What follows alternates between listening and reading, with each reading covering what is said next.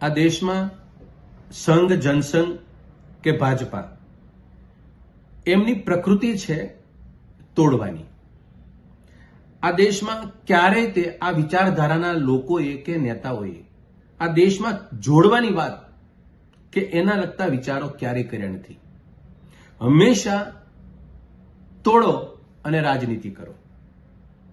આઝાદી પહેલા પણ એને તોડવાની ભૂમિકામાં તરફદારી કરેલી, આઝાદી બાદ પણ વિપક્ષમાં બેસીને પણ એને તોડવાની ભૂમિકા ભજવેલી. ઝેરીલી વિચારધારા. કોઈ સંપ અને ભાઈચારાથી કોઈ જીવન જીવે પણ એને પસંદ નથી. આવી વિચારધારા વાળી પાર્ટી એનો ઇતિહાસ દેશની સામે છે. તોડવામાં એ માહિર છે. એને વિપક્ષમાં બેઠેલા નેતા હોય તો તોડવાનું કયો એ તોડી નાખશે. સત્તામાં બેઠેલા પોતાના અત્યારના આગેવાનોને એકબીજાને તોડવાનું કયો તોડી નાખશે. પણ બેને ભેગા કરવાનું કામ કે જોડવાનું કામ આ વિચારધારાને ક્યારેય સુસંગત નથી. એની પ્રકૃતિમાં નથી, એના પ્રાણમાં નથી. આમની પાસેથી કેટલી અપેક્ષા રાખવી પડે દેશને, એ દેશે બરાબર પહેલા સમજવાની જરૂર છે. આ તોડવાની ભૂમિકા, ધર્મ ધર્મની સામે ભટકાવવાની ભૂમિકા, સમાજ સમાજની સામે ભટકાવવાની ભૂમિકા, નેતા નેતાની સામે ભટકાવવાની ભૂમિકા પણ ક્યારે કરશે? શક્તિશાળી નેતાઓને ભટકાવશે, શક્તિશાળી સમાજને ભટકાવશે અને તોડવાની કામગીરી કરે અને સફળતાના શિખરો સર કરે.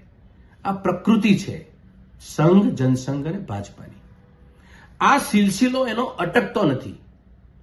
ધીરે ધીરે પોતાના પક્ષમાં કે જે કેડર બેઝ પાર્ટી કે છે, જે શિસ્ત અને અનુશાસનમાં માનનારી પાર્ટીના નેતૃત્વ એની જે કે છે એ મોટી ઠેસી મારે છે. એ પાર્ટીની અંદર એક કોમ કે જે ગુજરાતની ભદ્ર કોમ, એ પાટીદાર સમાજને તોડવાનું કામ આજની તારીખે ચાલુ છે. અનેક ઉદાહરણ તમારી પાસે છે. કેશુભાઈને 2 વખત પાર્ટીના મુખ્યમંત્રી પદેથી કાઢ્યા તો તે શિરમોર નેતાઓએ કાઢ્યા છે. આનંદીબેનનું 5 વર્ષનું વર્ષ ટર્મ ન પૂરી કરવા દીધી, એ પણ શિરમોર નેતાઓએ ભારતીય જનતા પાર્ટીને કાઢ્યા છે. આ પાટીદાર પૂરતી વાત નથી કરતો. સામાન્ય સમાજ એ સમજે કે પાટીદારનો રેલો અન્ય સમાજ ઉપર ક્યારે આ લોકોએ વીંઝણો મારી દેશે એનું કાંઈ નક્કી નહીં. કારણ કે જ્યારે શક્તિશાળી બને છે ત્યારે એના ઉપર વીંઝણો લાગે છે. આજે અમરેલી જિલ્લાની અંદર દિગ્ગજ નેતા નારાયણ કાછડિયા અને દિલીપ સંઘાણી સામે વેકરિયાને ધરી દીધા. જુનાગઢની અંદર કિરીટ પટેલ સામે અન્ય એક આગેવાનને ધરી દીધા. જેતપુરની અંદર દિગ્ગજ નેતા જયેશ રાદડિયાની સામે અત્યારે પ્રશાંત કોરાટને ધરી દીધા. વિરમગામની અંદર ધારાસભ્ય શ્રી હાર્દિક પટેલની સામે વરુણ પટેલને ધરી દીધા. તમે જુઓ ભારતીય જનતા પાર્ટીની મનસા કેટલી મેલી છે કે ભદ્ર સમાજને તોડવા માટે એના જ સમાજના આગેવાનોને સામે મૂકી અને સમાજને પૂરો કરી નાખો.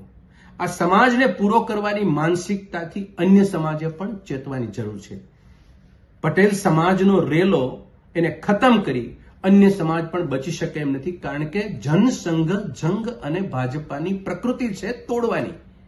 આ તોડવાની ભૂમિકામાં આગળ વધી રહ્યા છે તમામ સમાજે. ગુજરાતનો ભદ્ર સમાજ, નાનો સમાજ, મોટો સમાજ કે પછી અન્ય કોઈ વ્યક્તિ, તમામને માટે આ લાલ બત્તી બરાબર આ પરિસ્થિતિ રાજકીય રીતે ગુજરાતમાં બની રહી છે.